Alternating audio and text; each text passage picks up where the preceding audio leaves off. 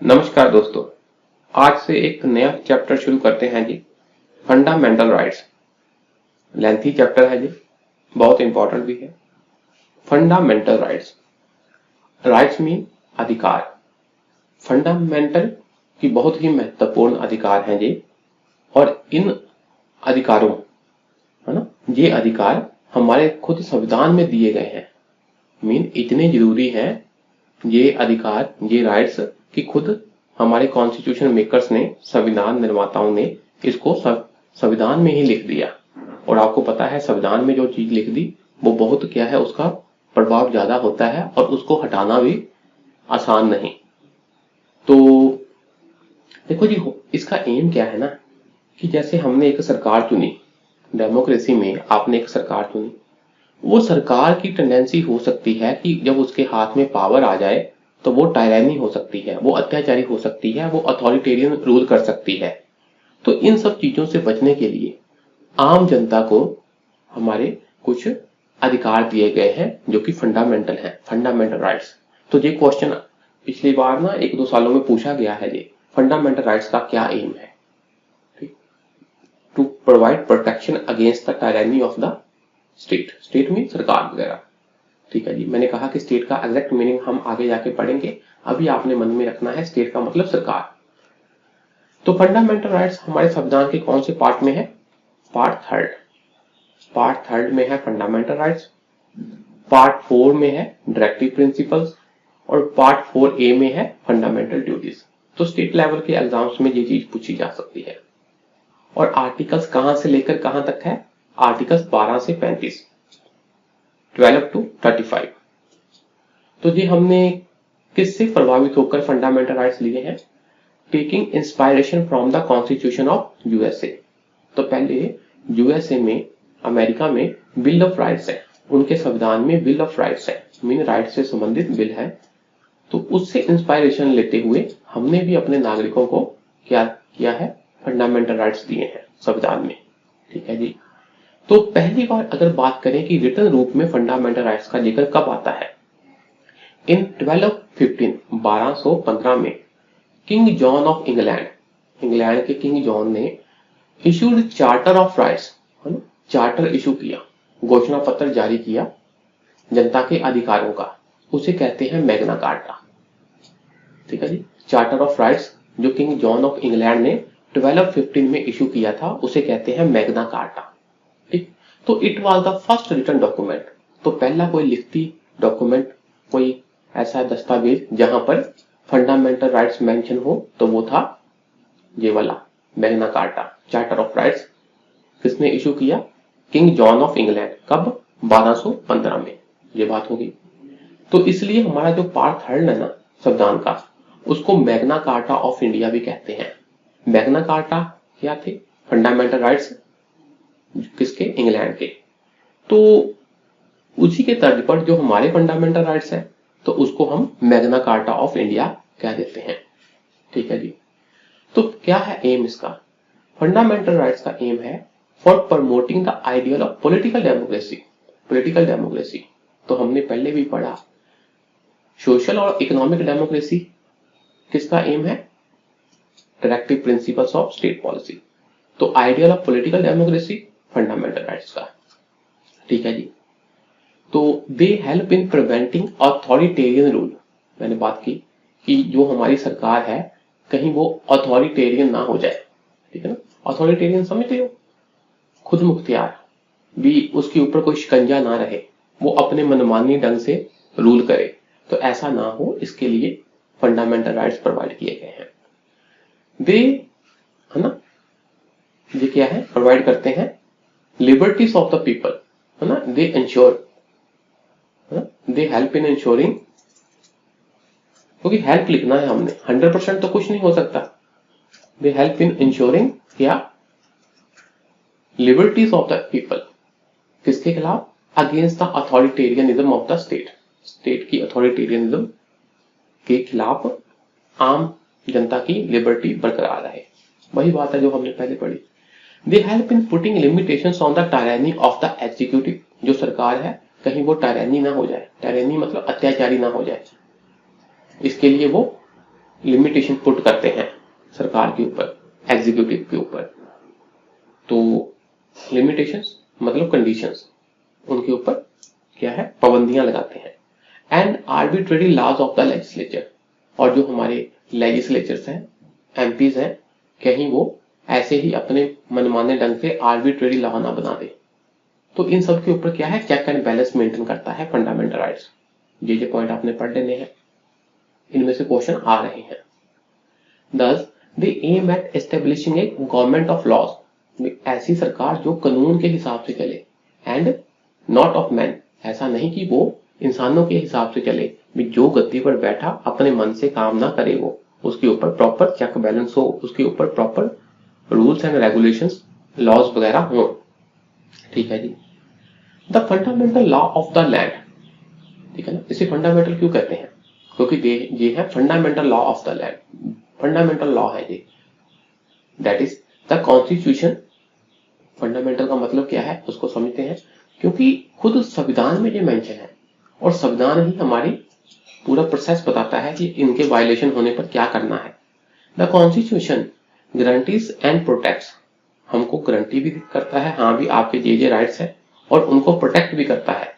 That is why they are called the fundamental. वही बात है कि फंडामेंटल क्यों कहते हैं, क्योंकि ये फंडामेंटल लॉ है जो कि संविधान में मेंशन है, और संविधान ही उसकी गारंटी लेता है, उसको गारंटीज करता है भी हाँ भी ये सुनिश्चित हो, और प्रोटेक्ट करता है, इसलिए इसका नाम फंडामेंटल है। Also the word fundamental signifies that they are very essential for the all round development of the individual. किसी इंसान ने अगर डेवलप करना है तो उसको, उसके पास अगर फंडामेंटल राइट्स होंगे तो उसकी डेवलपमेंट अच्छे ढंग से होगी। तो किसी की ऑल राउंड डेवलपमेंट के लिए ये बहुत एसेंशियल है। ठीक है जी, ठीक है ना। और ये ऑल राउंड डेवलपमेंट में क्या क्या आ जाता है, it includes material progress, intellectual development, moral development और स्पिरिचुअल डेवलपमेंट। मटेरियल मतलब बेसिक भौतिक जरूरतें उसकी पूरी हो, ठीक, फिजिकली वो डेवलप करे। इंटेलेक्चुअल मनोवैज्ञानिक, आपका बुद्धि आपकी डेवलप हो, नैतिकता, आध्यात्मिक, इन सब तरीकों से उसकी डेवलपमेंट हो। Material, intellectual, moral and spiritual, इसको पढ़ लेना। अच्छा जी, ये बहुत इंपॉर्टेंट है बात। ओरिजिनली पहले क्या था, जब संविधान बना, देयर वर 7 फंडामेंटल राइट्स, हमारे 7 फंडामेंटल राइट्स थे। कितने थे? 7। ठीक है जी, ये 7 की लिस्ट है।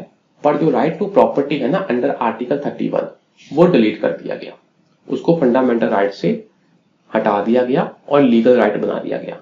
हमने पढ़ा कि देखो जो फंडामेंटल राइट्स है, इसका मतलब उसकी जो संरक्षणा है, उसकी जो प्रोटेक्शन है, कौन करता है? संविधान। तो आपके पास विशेष अधिकार है, पर उसको हटाकर लीगल राइट्स में डाल दिया गया। मीन आपके पास अब विशेष अधिकार नहीं है। इसको ऐसे समझते हैं, जैसे आपका देखो राइट टू प्रॉपर्टी है, आपका फंडामेंटल राइट है। सरकार ने किसी डेवलपमेंट काम के लिए आपसे जमीन लेनी है, तो आपने कह दिया कि जमीन मेरा फंडामेंटल राइट्स है और मैं आपको जमीन नहीं दे सकता, ठीक। पर सरकार को अगर जमीन चाहिए डेवलपमेंट के लिए, तो सरकार ने क्या किया कि इसको फंडामेंटल राइट से हटा दिया। अब वो लीगल राइट है। लीगल राइट का मतलब ऐसे समझिए, अगर सरकार ने किसी से जमीन लेनी है ना, तो सरकार उसको ले सकती है, बशर्ते कि सरकार उसको प्रॉपर मुआवजा दे।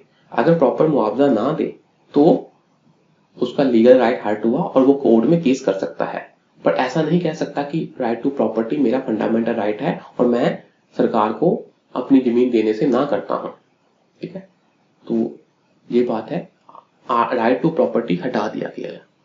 पहले कितने राइट्स थे? फंडामेंटल राइट्स 7 थे, अब कितने हैं? 6। आपने इन सबको याद करना है, बार बार रट्टा लगाना है। राइट टू इक्वालिटी, बराबरता का अधिकार, आर्टिकल 14 से 18, ये भी याद रखने हैं, आर्टिकल कौन से लेकर कहां तक। राइट टू फ्रीडम, है ना, आजादी का, आर्टिकल 19 से 22, ठीक। राइट अगेंस्ट एक्सप्लॉयटेशन, आर्टिकल 23, 24, 2 ही है जी। Right to freedom of religion, article 25 से 28। Culture and educational rights, article 29 to 30। Right to property, article 31, ये अब फंडामेंटल राइट नहीं रहा। राइट टू कॉन्स्टिट्यूशनल रेमेडीज, अगर हमारे ये वाले राइट आहत होते हैं, इनको आप सरकार क्या करती है, या किसी भी तरह से इनको ये वाले राइट से छीने जाते हैं, तो उसका या किसी भी तरह से ये वाले राइट छीने जाते हैं तो सरकार उसका प्रॉपर, सरकार तो नहीं कहेंगे, उसका रेमिडीज भी है। और इंटरेस्टिंग बात यह है कि इनका रेमिडी, इनका जो हल है ना, वो संविधान में ही मेंशन है। इसलिए राइट टू कॉन्स्टिट्यूशनल रेमिडीज, संविधान में ही इनका रेमिडी भी मेंशन है, आर्टिकल 32। ये आपने सारा याद कर लेना है, रट्टा लगा लेना है, ठीक है जी। आगे बढ़ते हैं जी। देखो, जो 44th अमेंडमेंट एक्ट था ना 1978, it had deleted the right to property from the list of fundamental rights. तो ये क्वेश्चन आ सकता है कि राइट टू प्रॉपर्टी किस अमेंडमेंट के द्वारा डिलीट हुआ, 44th अमेंडमेंट एक्ट ऑफ 1978, ठीक है जी। अब क्या है, it is made a legal right, ये अब लीगल राइट है। मैंने आपको मतलब समझा दिया लीगल राइट और फंडामेंटल राइट में क्या फर्क है। तो कौन से आर्टिकल में है, article 300A, article 300A in part 12 of the constitution, उसमें अब इसको रख दिया गया है। ये क्वेश्चन आया हुआ है एग्जाम में, इंपॉर्टेंट है जी। आगे कुछ फीचर्स पढ़ लेते हैं ऑफ फंडामेंटल राइट्स। ये आपने इतना कोई रट्टा नहीं लगाना, बेसिक सा समझ लेना है। देखो जी, some fundamental rights are available only to the citizens, कुछ है सिर्फ सिटीजन के लिए अवेलेबल। हमने पिछले लेक्चर में पढ़ा कि कौन कौन से सिर्फ और सिर्फ सिटीजन्स के लिए अवेलेबल है, उसकी लिस्ट थी, 7 थे वो। While others are available to all persons, बाकी सबको अवेलेबल है। तो ये क्वेश्चन अक्सर एग्जाम में आता है कि इन आपको राइट्स दिए होंगे और कहा गया होगा कि इन राइट्स में से कौन कौन सा राइट सिर्फ और सिर्फ सिटीजन को अवेलेबल है, ऐसा कुछ क्वेश्चन पूछ लेंगे आपसे। अच्छा जी, दीज ऑल पर्सन्स इंक्लूड, अब देखो पर्सन्स की भी एक अपनी कैटेगरी होती है। कैसे, ये पर्सन सिटीजन्स भी हो सकते हैं, फॉरेनर्स हो सकते हैं, लीगल पर्सन्स लाइक कंपनीज भी हो सकती है, कॉर्पोरेशंस भी हो सकते हैं। तो जो वो ये वाले राइट्स हैं, ये जरूरी नहीं सिटीजन्स और फॉरेनर की कैटेगरी में आते हैं। ये लीगल पर्सन्स लाइक जो कंपनी होगी, कॉर्पोरेशंस होंगे, ये भी क्या है, लीगल पर्सन्स है। तो ये राइट्स उनको भी उपलब्ध है, उनको भी है available. These rights are not absolute, not absolute का मतलब ऐसा नहीं है कि एक बार बना दिए और बना दिए, इनके ऊपर कोई रिस्ट्रिक्शंस नहीं है, ठीक। एब्सोल्यूट का मतलब इनके ऊपर रिस्ट्रिक्शंस नहीं है। दीज आर नॉट एब्सोल्यूट मतलब इनके ऊपर क्या है, रीजनेबल रिस्ट्रिक्शंस लगाई जा सकती हैं। The state can impose reasonable restrictions on them, reasonable restriction state इनके ऊपर लगा सकता है। स्टेट मतलब सरकार। कैसे, it is the court who decides reasonableness of the restrictions. तो जो रिस्ट्रिक्शंस लगाई गई हैं वो रीजनेबल हैं या नहीं, ये कौन डिसाइड करता है, कोर्ट। ऐसे क्वेश्चन आ जाते हैं, कौन डिसाइड करता है, प्रेसिडेंट, पार्लियामेंट, सरकार, कोर्ट। तो आंसर है कोर्ट। अब ये रिस्ट्रिक्शंस क्यों लगाई गई हैं, with these restrictions it is tried to maintain a balance between individual liberty and societal liberty। अब ऐसा नहीं है कि आपने फंडामेंटल राइट्स दे दिए और आम इंसान एक इंडिविजुअल कहे मेरे पास ये राइट्स है, मैं ऐसा कर सकता हूं, मैं वैसा कर सकता हूं। नहीं, आपने जो भी करना है तो साथ ही साथ सोसाइटी का इंटरेस्ट भी ध्यान में रखना है। इसलिए सोसाइटी की लिबर्टी और आपकी इंडिविजुअल लिबर्टी के बीच एक बैलेंस होना चाहिए, और इस बैलेंस को मेंटेन करने के लिए सुप्रीम कोर्ट क्या है, अपना जो स्टेट है, सरकार है, रिस्ट्रिक्शंस लगा सकती हैं, ठीक है जी। Most of the fundamental rights aims at protection against the arbitrary action of the state. जो ज्यादातर हमारे फंडामेंटल राइट्स हैं तो वो किसके खिलाफ है, स्टेट के खिलाफ, कहीं स्टेट ये वाले एक्शन ना कर दे। पर some are available as a protection against the actions of individuals also. कुछ वाले इंडिविजुअल के खिलाफ भी अवेलेबल है, इंडिविजुअल्स के एक्शंस के खिलाफ भी अवेलेबल है। जहां ये बात याद रखने वाली है कि when fundamental rights are violated by the individuals, जब कोई इंडिविजुअल फंडामेंटल राइट्स आपका वायलेट करता है, then there is no constitutional remedy. ये बात बहुत इंपॉर्टेंट है।